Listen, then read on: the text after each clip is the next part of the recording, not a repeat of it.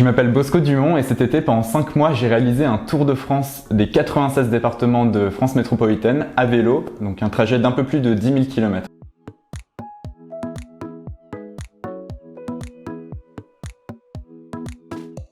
Et donc ce trajet avait comme objectif celui de rencontrer dans l'ensemble des départements français des responsables politiques, qu'ils soient élus locaux, parlementaires ou représentants de l'État, afin d'échanger sur différentes thématiques et notamment l'organisation territoriale que nous avons en France. De tous ces témoignages, je retire 3 principaux constats.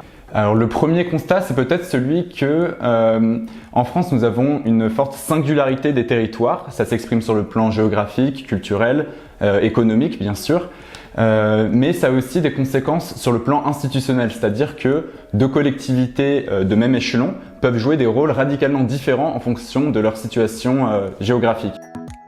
Le second point que l'on peut relever de ce voyage et qui remonte, c'est le fait que la décision, le pouvoir semble s'éloigner de plus en plus depuis une quinzaine d'années du terrain, du local. Ça se matérialise à tous les niveaux. Par exemple, depuis la loi NOTRe en 2015, le seuil minimal pour former une intercommunalité a augmenté, ce qui fait que des intercommunalités ont dû fusionner et dans certains territoires ruraux, là encore, on a pu avoir la constitution d'intercommunalités très grandes et totalement désincarnées. Le troisième point, enfin, que nous avons pu relever de ce voyage, c'est peut-être une sorte de rupture du lien de confiance entre les élus locaux d'une part et l'État ou les préfectures.